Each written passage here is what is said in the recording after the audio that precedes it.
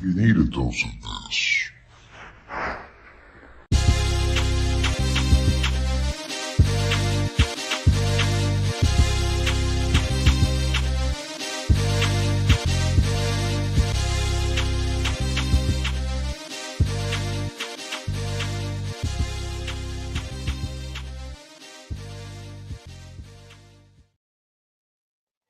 What's up, everybody? Thank you for joining me today. I am back. I don't do this often, but when I found out about Metal Ninja Studios Concept to Comic, I had to talk to the guys. So here we are. We're going to be talking to Joel Rodriguez and Rob Moltari. I know Rob. I met Rob, I think, last year for the first time at Baltimore Comic Con.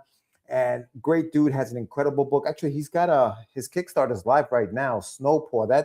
That's in the show notes, so you guys want to check that out. Snowpaw Volume 1. It's the trade. He's got it live on Kickstarter right now, so make sure you support that. And, we have Joel Rodriguez, who is part, if not head of Metal Ninja Studios. I'll get that straight. We'll talk to him in a few minutes as when we bring them all in. This service is basically concept to comic, and that's exactly what the trademark says. Is concept to comic.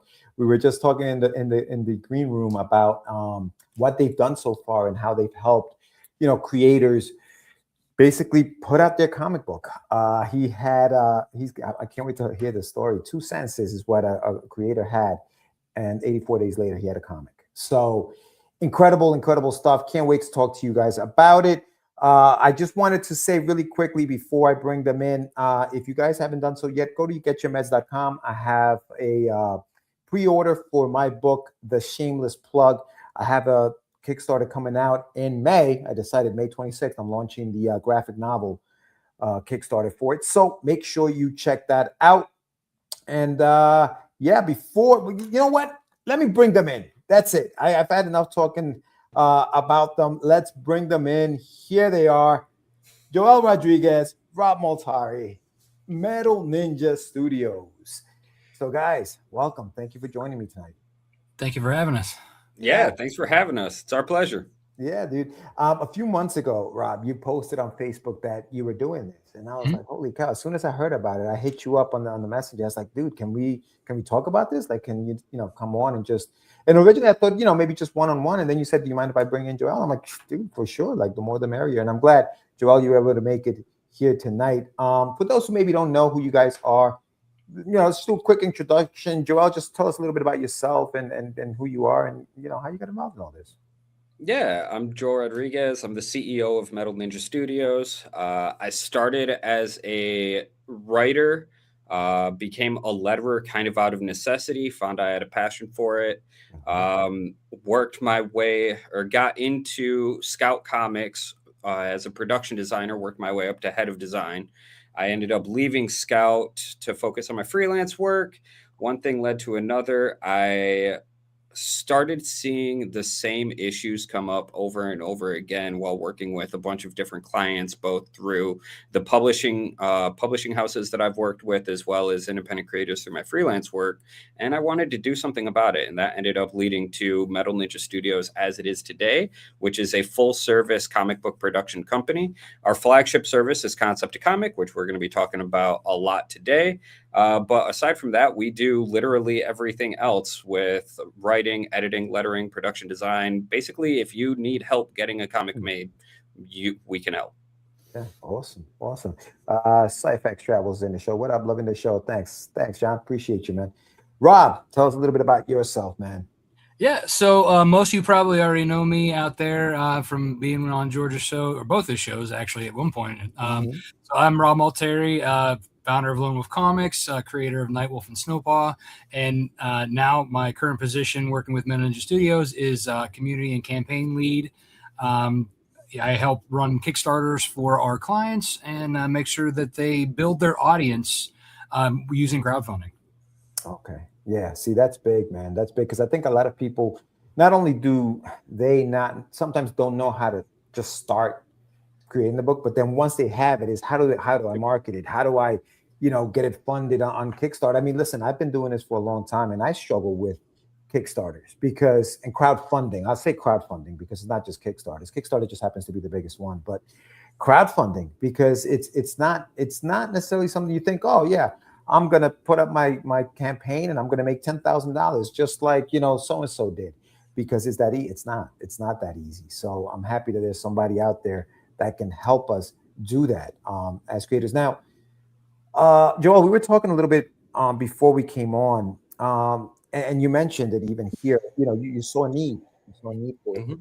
How long ago now? I know you mentioned it briefly, but how long ago did you have kind of like this idea to do this, and from that concept to actually getting it done? How long did that take for you? Yeah, so I started in comics. I've been a comic fan for years, ever since I was a kid, but I Mhm. didn't actually get started in the industry until about 2018.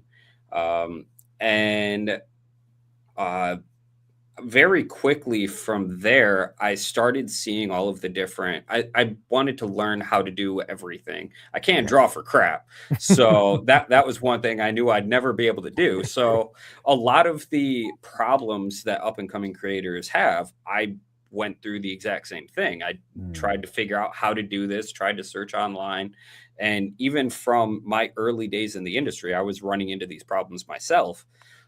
And then as I progressed through the industry, I kind of felt it ruminating like, okay, there has to be some way to make this easier. I was working with publishers. I was seeing a lot of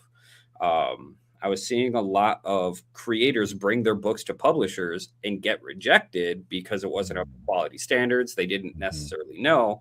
But by that point, it was already too late because they'd already invested hundreds, if not thousands of dollars into these Yeah. books. Yeah. And they cut corners in all the wrong places trying to save money. And they didn't really know what to do and how to handle it. So I've been building iterations and testing different iterations of concept to comic for years. I would say at least 5 to 6 years. I've been building the service. And a lot of it was trial and error. One of the big things that we are proud to say is we take you from your initial sign on to a completed print ready book within Mhm. 6 months. Yeah. And in the early days, it some of the books we worked on took 1 year, some of them took 2 years. There wasn't a system or a structure. We were figuring it out and building it as we went. I finally cracked the code in the beginning of 2025, Mm. and we did a soft launch for Concept to Comic at MegaCon in 2025.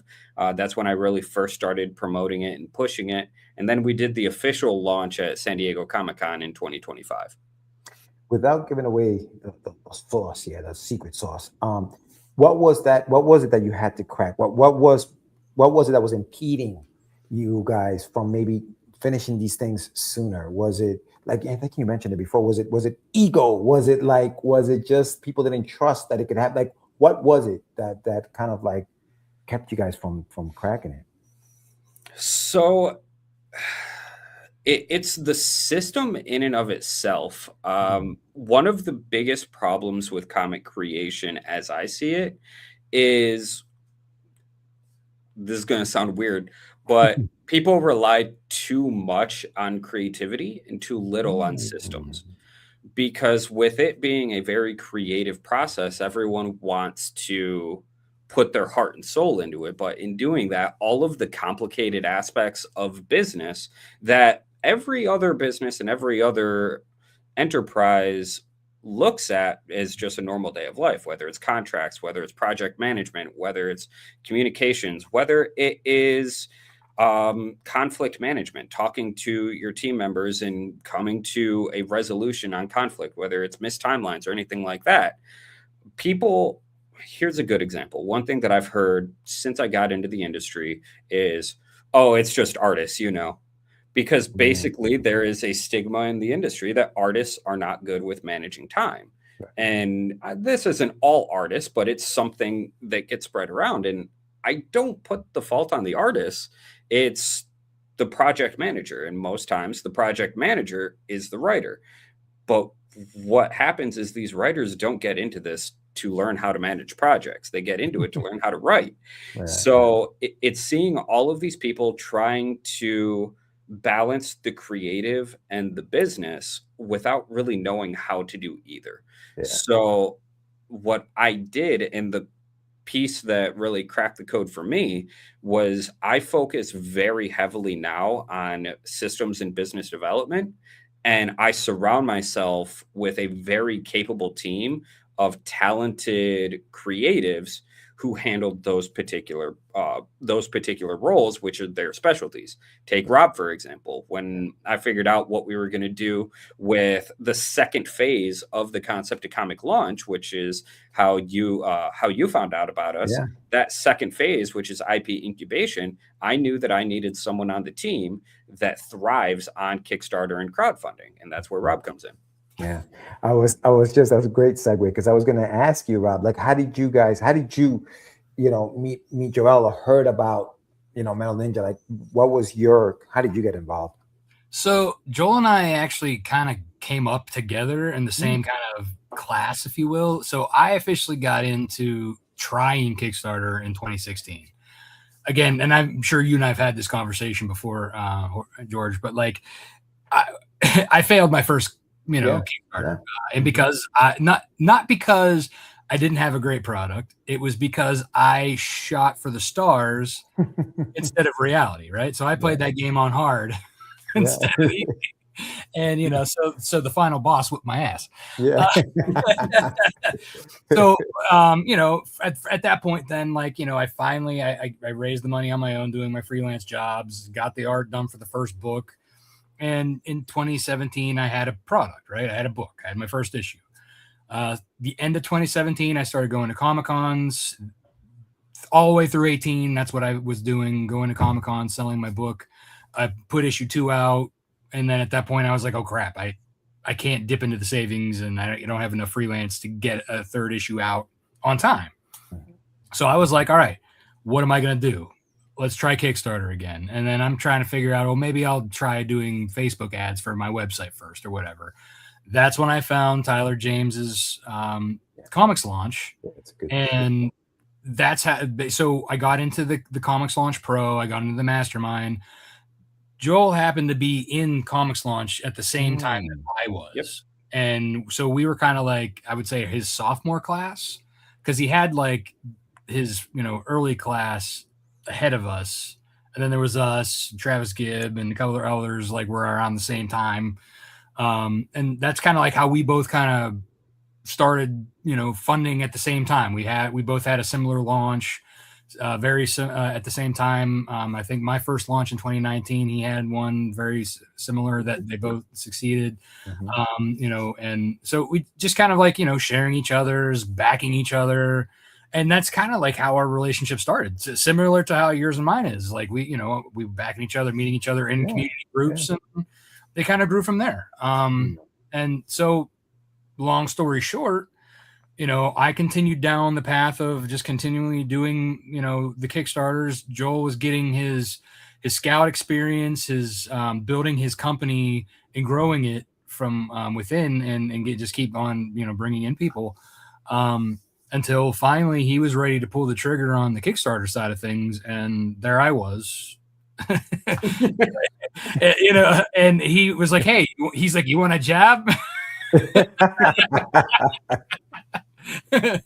And I said, sure, what's up?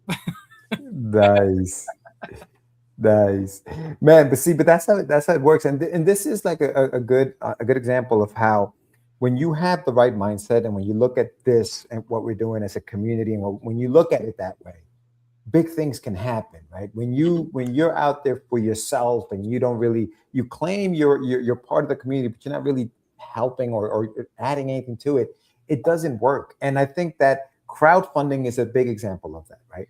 The more you are in it, you are helping out, you're somebody who people look and say, you know what, man, this person really, gets it. He does good by the community and stuff like that. They will support you, because a lot of the time, listen, there are a lot of projects online.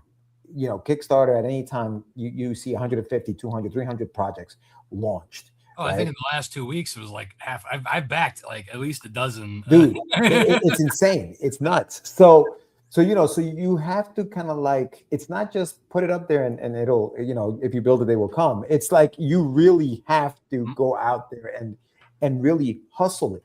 That's exactly it. And that's the yeah. thing that we're trying to tell people is that Kickstarter is the venue.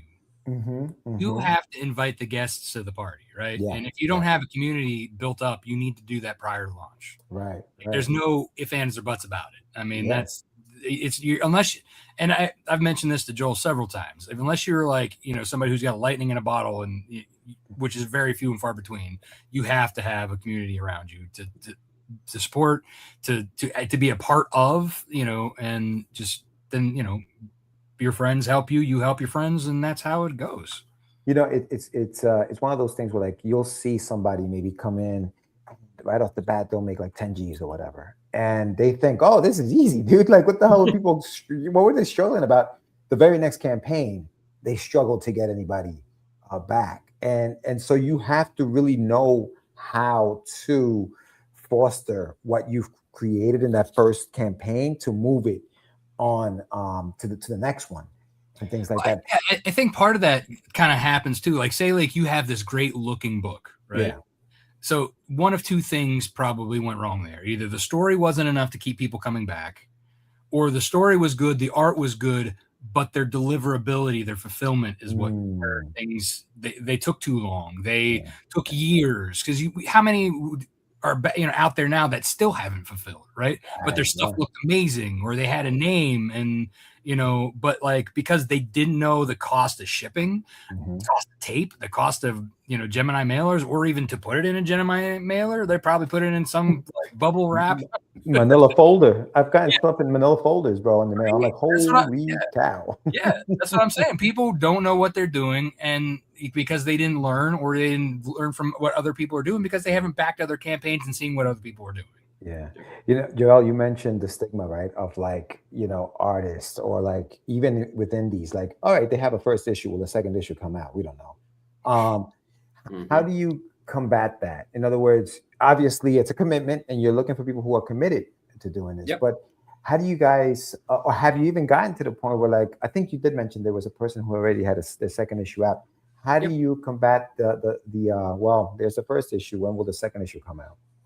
Yeah, so believe it or not, we actually sign on more multi-issue commitments than we do single issues. And the main reason for that is because while our service is, in essence, it sounds like we make a comic for you. That is the bare bones, like most minimal version of what we actually do. Yeah, that's like a la carte. That's the one piece. Yeah. Because ultimately we are an IP development company. And the comic book is the method that we use to develop IP. So when I talk to people, we're not selling a comic book. We're not selling a service of we make a comic. It's you come to us because you have a story that you want to tell. I firmly believe that comics are the most financially viable visual medium. If you want to get into any other visual medium, you're looking at a minimum of 6-figure investment for a couple minutes of animation or anything like that. So with that, I start talking, whether I'm talking to a novelist or someone who has an idea and they just want to have it come to comics. Step number one is it's an investment. Step number two is this is a long-term investment and it's not a get-rich-quick scheme. So with that, if you want to pay us our rate to make one comic for you, we can do it, but you're not going to get the maximum benefit of what we can provide, because a big part of what we provide through our IP incubation pipeline is not only do we make the comic for you, but after we make the comic, we run the campaign. While we're running the campaign for issue number 1, we're making the comic for issue number 2. When issue number 2's comic is done, we run the campaign for that one. And we repeat that cycle on a consistent and repeatable basis, so that the issues that you were mentioning about fulfillment and quality and when's the next issue going to come out, we have all of that baked into our pipeline and our process, with the experience of my team who's been involved with 70 something different crowdfunding campaigns on various different degrees, whether we've published our own books or managed campaigns for other people. And that's not even including the addition of Rob, who's run 17 successful campaigns himself. So we brought him on, and yeah, it's giving people the ability and the comfort to know that there's a pipeline that they're plugging into, not just we make a comic. Your website is it breaks down a lot of what you're talking about. So if you guys are watching, just check out the website, which is metalninjastudios.com. So on the website, I noticed you have it's built for different creators with different needs, right? So you have, if you're an independent creator, this is what you're gonna do. If you're a small publisher, this is what you're gonna do. If you're a first-time creator, you'll break it down. If you're an IP creator, novels, games, screenplays, and things like that, you break that down. So what does something like that look like? What does like a phone call with you look like if you're, say, for example, an independent creator? Because you talk about a team, right? Do you assign a person that kind of like walks them through everything, so everybody has their person in a sense? Or is it like, okay, we're done with this phase, now we're going to move you on to Rob. Rob's going to take it from here. Rob is done. Joel's not going to take it from here. Does it work like that, or how does it work? Yeah, that's a great question. So step one of our defining features is you have a dedicated project manager. Most of the time, the project management happens with me, so you're working directly with me. And then there are a few other touch points that are very strategically placed where you may work with someone else.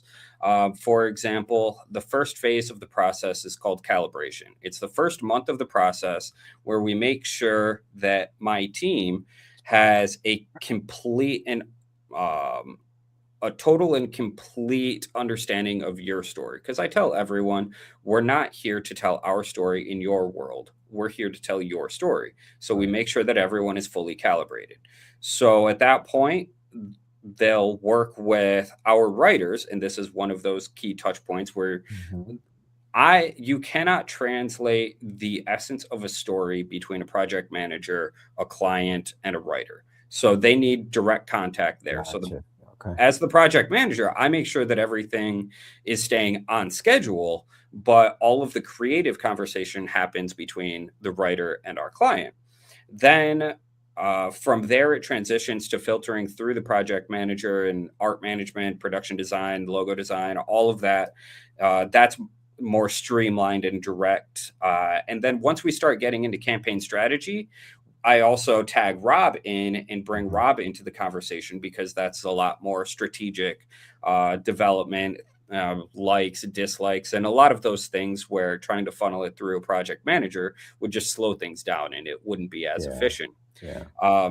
So that's once we actually get into the process. But if someone goes onto the website and they click one of those links, they get on a call with me. Step number one is I want to figure out what your goals are. Because if you get on a call with me and you say, I'm a comic book writer, I really want to write my comic, well, then concept to comic isn't for you. So then I'll talk to you, and I'm not going to try and upsell you onto something that isn't for you. It's not going to benefit you. It's going to take all the fun out of it. So what can we do to help you make this comic happen with you still being the writer? And then we talk about that. If you're an artist and you're looking for help in some regard, we talk about that. So step one is we figure out what your goals are and then what we need to do to get you there. Do you guys ever have somebody who has a book completed, it's done, and what they're looking for, say, for example, is for somebody like Rob to help them now, get the crowdfunding thing going? Is that a service that you offer as well? Or you kind of like vet that and say, this is probably not going to work for us. I'm sorry. Like it's one of those things which I would totally understand, because that makes complete sense. You can't just take anybody. So it will be eventually. Right now, IP incubation is exclusive to Concept to Comic clients. We're going to be running a few beta tests on the process with what we call Premier Services. We're in the middle of doing a rebrand and a relaunch on our individual services, quote unquote, a la carte stuff, but it's Premier Services for us. So once we launch Premier Services, a a version of IP incubation will be included in that relaunch. But we have to be very careful about how we do that, because one of the benefits of working with us is you get plugged into our backer network. Basically, at the end of every campaign, we ask the backers, do you want to know more about this and other concept to comic projects? And that's for every campaign that we do. And we have, I don't even know how many campaigns currently in the production right now. So Rob would know. It's his job to know. Yeah, we have probably we got 5 in the pipeline by June. And that's not including the ones that are coming shortly after. So, yeah, man. So with that, every single one of those campaigns is going to end with a question of saying, hey, do you know us, like us, and trust us enough to follow us to our next campaign? And that's one of the big things, is we're basically giving these new creators the infrastructure of a publisher's network, because publishers have their fan base. They have their established fan base. Yeah. But we're not a publisher. Right. It's run on their own campaign. They get to tap into our network because our backers know us, like us, and trust us, and they know the quality. And every project that goes through Concept to Comic goes through those same quality checks. It's going to go through that same fulfillment process. It systematizes everything to the point where the creatives still get to be creative, but the backers get to trust the fact that when they back this campaign, they're going to get a quality book and they're going to get it on time. Yeah. So once we put a few checks and balances in place to kind of counteract that comfort level that's baked into Concept to Comic, then we'll be able to open it up to Premier Services clients. It also we have to vet a little bit as well. Yeah, for sure. We have a quality that we're trying to adhere. Yeah. So we can't just take on any project. Plus, there's that whole, okay, well, if we run your campaign and you choose to fulfill it yourself and then you drop the ball, that looks bad on us. So, there's kind of like that give and take, that trust level of quality as well, that we have to kind of take into consideration. Yeah. Now, I know you guys talked about, Joel, you talked about, it's a business, right? And you treat it like a business, and we fail to do that as creators. And I think you're 100% right. Do you then go into, you're signing a contract that stipulates that now that you're in, you're all in? What does that look like? What does that commitment look like? Is it a signed document that says I have to do this, or like if you don't, you're a breach of contract? Like, what does that look like? Yeah, so basically it's a work for hire agreement where they're hiring us to make the book for them. One of the big things about working with us is we don't touch IP. So once your invoice is paid, the IP is completely yours, 100%. You can go and make $1 billion off of a multimedia deal after working with us, and we don't get a dime. And because of that, there are certain benefits that are baked into multi-issue contracts, and there's stipulations built into when we need to start the next issue, what it's like, what you need to do during each of those issues. For example, we have a 6-month timeline, but if it takes you 6 months to review the art pages we sent you, obviously we're not going to hit the 6-month timeline. So there are stipulations like that built in, but there's a contract for everything. And I think that's one of it's one of the things that scares a lot of newer creators is contracts, because when you hear the word contract, you think, oh, legalese. I need to know how to understand the therefores and whereins and all that. And whenever we're doing panels and we're talking to people, even just on an educational basis, it's a contract's only purpose is to make sure that two parties understand and agree on the same exact thing. So yeah, everything that we do, whether it's onboarding roster or artists into our artist roster or onboarding creative talent, even down to the clients, everything that we do is contract based. Okay. Yeah. No. And I feel like to your point, Rob, I know people hate the word vet, or hate, and they associate that with, oh, now you're gatekeeping, right? And it's like, and that's not what it is. It's you No. really do have to. There is a quality, Yeah. standard that you do have to So- keep, and we should keep that. Well, especially because we're like Joel said, we're giving our backer network, Right. people who trust us, Right.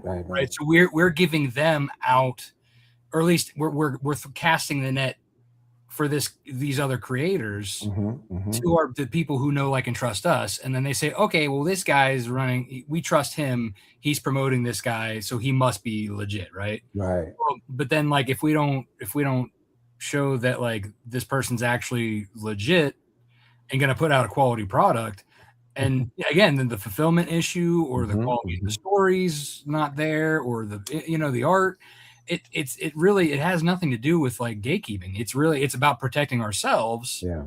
Because we hold ourselves to a certain standard as well. Yeah. I would actually like to pivot a little bit off of that. And I personally, Rob and I haven't talked about this very much, which is why, which is where this comes from. But I think it's actually less about protecting ourselves, and it's more about protecting our clients. Yeah. Because ultimately, a good example, we've got 4 campaigns launching right now, or that are going to be launching within the next couple of months. Like Rob said, those 4 clients trusted us with their IP. Right. And what that means is when they come back for issue number 2, they're trusting that we're taking care of our backers for all of those campaigns to ensure that by the time we get back to their issue number 2, they get to see the benefit of us caring for every one of our clients and every one of our backers, so that people will come back to benefit them. Yeah. Now, to the outside, if we come back to you and you say, I'm sorry, it's not up to our quality standards, that's not to say that you're not good enough. And I think that's where a lot of creatives, I know I've had these problems where a lot of creatives, they take it personally. If the work isn't good enough, it's because I'm not good enough, which that isn't the case. Right. But the problem is that's what happens in the current publisher market, because with the current publisher market, you just won't hear back. You either won't hear back or you just get a no, and there's no guidance as to why. Right. So with that, since we're not a publisher, it's our job to make sure that we protect all of our clients' audiences, because their audiences, in essence, are ours. So we have a special obligation to protect them. And that means anyone that comes in, we're going to fight for your audience the same way that we fight for all of our existing clients. Right. And it also means that if we tell you it's not up to par for whatever reason, we're going to tell you how to fix it. And then you can either go and figure out how to fix it, or luckily we have this thing called Premier Services and we can help you fix it. So that's also something constructive criticism that people don't like either. Exactly. So I'm kind of the type of person that most people don't like, whereas I do not tell you what you want to hear. I tell you what I think you need to hear. Some people like it, some people don't. But it's all from the place of wanting to protect my clients, wanting to protect their stories, and make sure that everyone that has trusted us gets the maximum benefit out of that trust. Including the backers. Yes. Do you guys fulfill as well for them, or is that you leave that up to them as well? Yeah, you got to fill this now, or do you guys take on that role as well?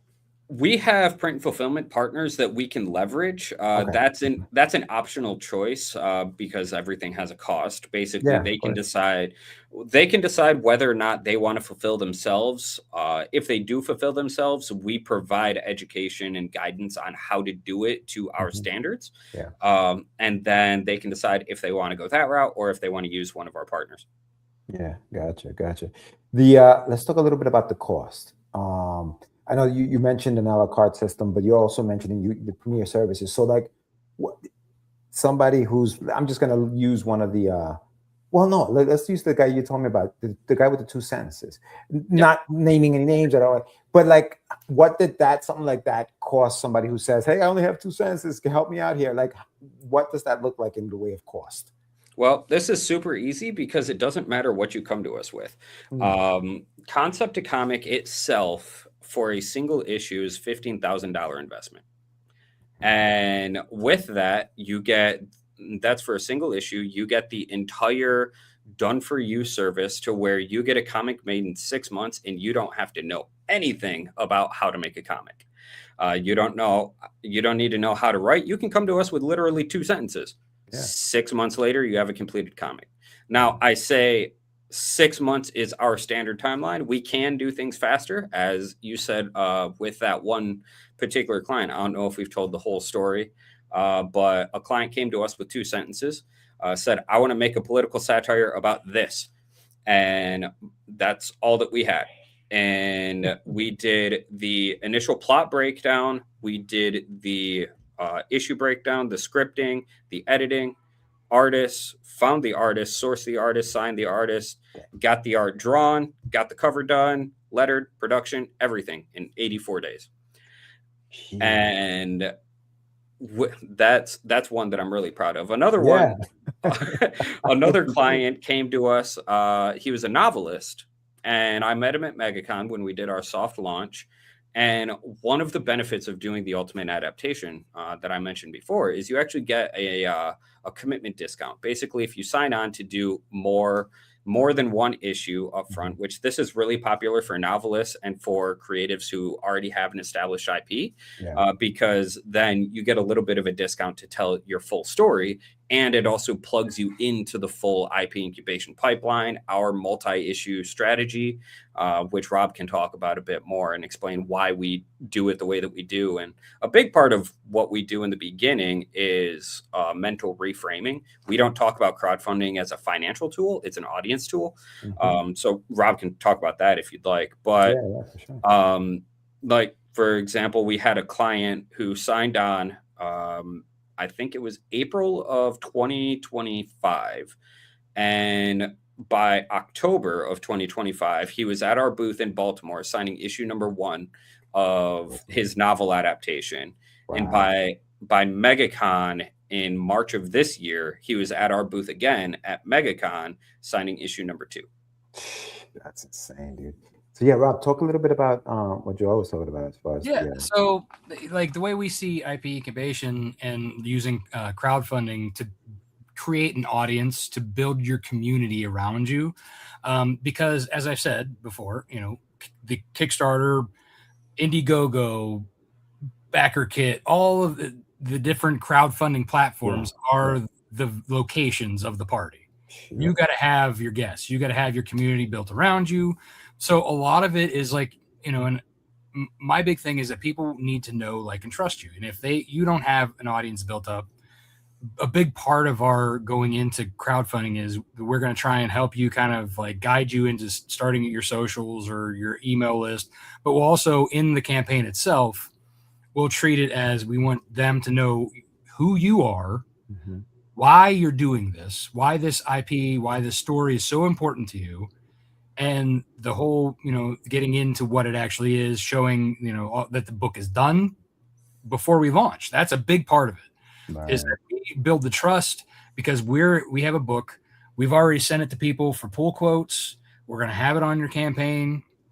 And, that way people can start to build that trust with you as well. And then that's another thing. So when you take step 1 with your first issue, you move down the pipeline to your next one. When your second issue is ready to go, you already have a whole bunch of backers who've already read your book and got it in hand and know that you are able to deliver and you're ready to go already. And people are like, oh, great, I get to read the next story already, jump in. And then the people are like, oh, hey, this guy's actually done more than one book, right?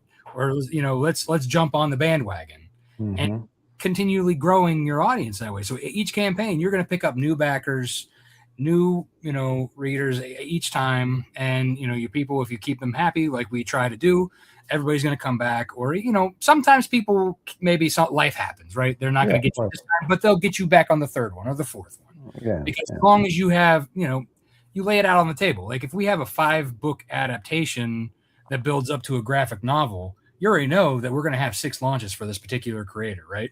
So, and we're gonna say that right off front, because we already know that. That's something we've already got a commitment for. So we're saying, hey, this is issue 1 of 5 of this story arc, right? I mean, so that you're building up that trust. You're telling them what you're doing. The more transparent you are And you have to sell yourself as much as you're selling your story, right? Because if nobody trusts you there and you just see dollar signs everywhere, they're not going to back you, right? That's just not how it works. Yeah. You build No, go ahead, Rob. Say it again. I was just gonna. You have to build your community. And you have to cultivate that. You have to. You plant the seeds, you grow, then you harvest, right, and then you repeat. It just like any farmer ever did. It's the same situation. You have a community. You just have to keep cultivating. You guys mentioned you had a couple of the people who have worked with you at the shows with you. Is that something that is that part of the service, or is that just like, hey guys, you gotta kind of like just surprise them with that? Like, how does that work if somebody has a book in there?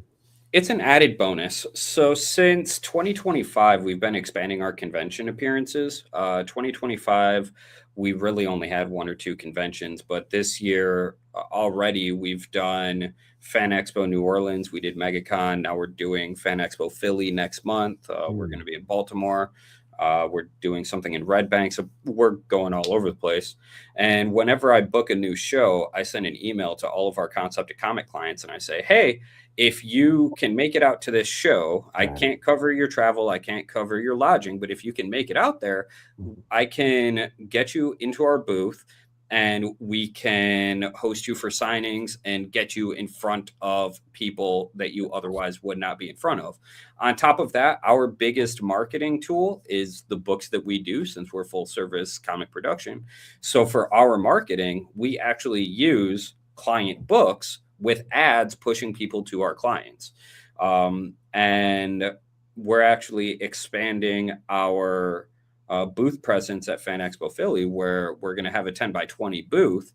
And a big part of that is we're going to start showcasing even more client work and even more completed projects from our creatives alongside with our services that we provide as well.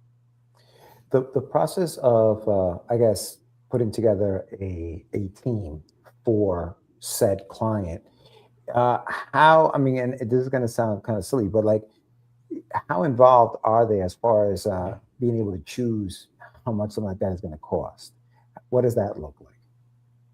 Does that make sense? So basically, the Concept to Comic service has a set rate which covers our internal budgeting up to a certain amount. And then the biggest variable is going to be the artists, because there are some artists that cost $100 a page. Correct. There are some artists that cost $525 a page. To full disclosure, $525, completely out of budget.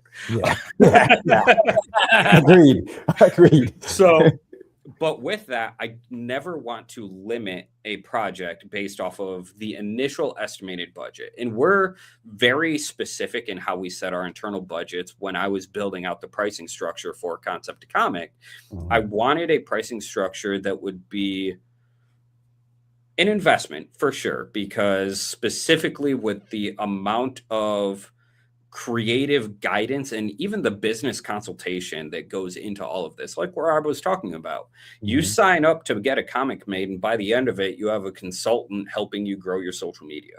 Like those are things that aren't actively promoted as part of Concept to Comic, but it's all our goal to make sure that all of our clients succeed. We can't guarantee it, but I can be damn sure we're going to do everything that we can to make sure it happens. Absolutely. And going back to the question, I wanted to set a baseline budget that was manageable for the clients, even at an investment level, but preserved a high quality standard to where I'd be sure that we would have enough capital to work with to get quality talent in and ensure high quality professional books. That being said, if a client requests an artist, basically the way the process goes during calibration that first month, I send an email out to that client and I say, hey, while you're working with the writer, you're going to also be working with me to assemble the artist team. So give me samples of art that you like. Just feed all of it to me. There, I go to my roster, which has hundreds of artists on it. And I say, here's the style I'm looking for. Who's interested and who wants it? people, even if they're out of budget, as long as they're in our roster, which our roster is pre-vetted talent. So there's a vetting process just to work with us. Yeah. And this also comes down to contracts. Just to get into our roster, there's a contract to make sure you agree to our terms, you agree to our process. Here's how everything works, all to protect our clients. Yeah. So then, as well as to protect the artists as well. Sure. So then the artists submit, and even if they're out of budget, they can submit, and they're what we call a premium artist. So then I present them to our client and I say, hey, here are all of the artists. By the way, these 3 are premium artists. You can hire these ones if you want, but there's a premium involved. That's X number of dollars. And that will be added on to every issue to cover the additional rate for this artist. That way, even if we have our set budget, it doesn't limit the potential of the project. I present all options, and then the client gets to choose from there. Yeah. It gives them, the client has more, it gives them a little more control. Like, in other words, you know, it definitely makes them feel like, all right, you know what, as long as I can afford it, let's do it. You know, like that $525, you know, artist, as long as they can cover the rest, you can have that artist. And that's similar to how we do things with the Kickstarter too, because we have, you know, there's a lot of incidentals that come into play when you're running a Kickstarter. Choosing cover artists, choosing the tchotchkes that's coming with it, you know, not in the printing and all that. So we have basically a bunch of vendors that we already work with. We know their prices, and we have cover artists that we already work with as well. And we could say, well, hey, this is our suggested budget for your campaign if you're going to go this much funding, right? Yeah. Based off of that, we have 3 different tiers, levels that we try and kind of lay out for them and say, with this, you get X amount of covers. With this, you get X amount of covers. You can pay for more of cover art, but that's also coming if you're out of the suggested budget. Once you go over that budget, then you're either allocating from your marketing spend or from your tchotchke spend or whatever, or your fulfillment. But you could also put more in if you want, based on, you know, because like, let's say, for example, we're going to have, you know, let's say a $150 fully covered from one artist who's really good, right? For example, my usual Carlos Herrera, a guy who did he does Nightwolf, right? He's $150. He's great, really good, but he's also South American, right? You're not going to find that price coming from somebody in America. We got, let's say, Joe Schmolke, who's like, you know, roughly what I believe, $450, or is it $350, Joel? The last thing I think so definitely, I think it's between 4 and 6, depending. Right? Yeah, it depends on what you do. Yeah, and so like, you know, that's a higher budget, right? So if you go past $500, you're already eating up a lot of your budget.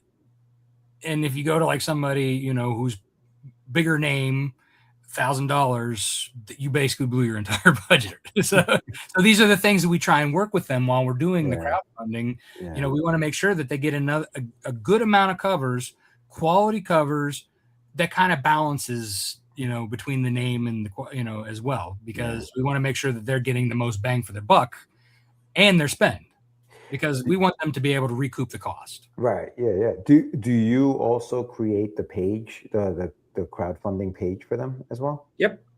We basically the crowdfunding element, IP incubation, everything in Concept to Comic is set up in terms of frameworks. So, for example, the comic production aspect, the first phase of Concept to Comic, runs through what's called the core framework. That's calibration, which we mentioned, originate, which is everything related to writing the comic. There's realize, which is art and branding, and then embody is lettering and production. For crowdfunding, there's research, which is everything that Rob was just talking about. It's doing the market research, strategizing on the campaign structure, what the tchotchkes are, figuring out all of the budget. And all of it is from the perspective of us guiding our client, presenting options based off of our experience and Rob's experience, and saying, this is what we recommend. We will tailor this based off of your particular wants and desires. So that's research. Then we go into identity, which is the graphic design team will build out the campaign using assets from the core framework, from the production of the book. We use those assets to build out the page, as well as get pull quotes for the campaign, since the book is already done by this point. Then we go into scale, which is scaling the audience through crowdfunding. That's the actual management of the campaign, which we do. So we run the campaign, we manage it, we post all of the updates, give coaching advice on social media, when to post what. And then the last stage of the RISE framework for crowdfunding is execute, and that's fulfillment. So whether it's ordering, which we handle the bulk of the ordering, and then it ships to whatever fulfillment option they end up doing, whether they're self-fulfilling or working with one of our partners. Yeah, this may sound like a silly question as well, but Rob, what do you think is more important in crowdfunding? Is it the amount of money that you raise, or is it the number of backers that you get? So it's kind of like a catch-22, because I would say backer count is the most important. The higher the backer count, the more readers who are coming and enjoying your story, right? The more audience they're going to sustain you, right? So no matter what your funding goal is, if you have the higher backing or higher backers, they're going to come and they will get you past your goal, right? So that's really what the main focus is. Of course, you want to hit your funding goal, but then there's also the real goal. How much is it going to be to break even? How much are the stretch goals? How much is actually going to make it so that you're not out of pocket? Again, the backer count is what's important at that point, because the more you have, the more people who are going to support the campaigns, and your community growing is really it's the important thing, because then the funds come. Right. If you build a community, the funds will come. Yeah, yeah. Because even if you think about it, right? Even if you have 500 backers at $20 a pop, that's $10,000 you just made on the campaign. So the more backers, it doesn't matter how much you're charging for the book, as long as you have those backers, they're going to give you the amount. So I guess that, like you said, it's a catch-22, right? Because when I think of crowdfunding, I'm like, if I'm going into crowdfunding, I'm trying to fund using the crowd, but I'm trying to fund. So I automatically, in my mind, I'm like, yo, money. It's got to be money. It's got to be money. It's not that kind. It's got to be money, right? And that I think that may be the wrong way to look at it. Now that that's what I was alluding to earlier when I said that a big part of my job and Rob's is restructuring that mindset to where crowdfunding, the reason why we call it IP incubation, we don't even say crowdfunding support or anything like that. It's IP incubation because we are incubating your audience. The focus is on the audience, because what I tell all of our clients is your first campaign is going to be your worst campaign, because no one knows you yet. Yeah. But if you, like, for example, everyone, when they're talking to me and they say, wait, you want me to invest how much money? How am I going to get that money back? Right. Obviously, it's a fair question. What I tell them is not in the first campaign, because that's what everyone is immediately thinking. They're thinking, okay, if I'm investing this amount of money to make a comic, and then in the first campaign, I make that amount of money, obviously this is no, it's not going to happen. And if you go into your campaign thinking I need to recoup all of that money on your first campaign, not only are you going to make the wrong decisions while planning that campaign, but you're going to make very short-sighted decisions that are going to hurt you by the time you get 6 campaigns down, and now you can really ask for a lot of money in your trade paperback. Because that trade paperback, if you do 6, well, we'll say it's a 5-issue series and leading into a 6th campaign for your trade paperback.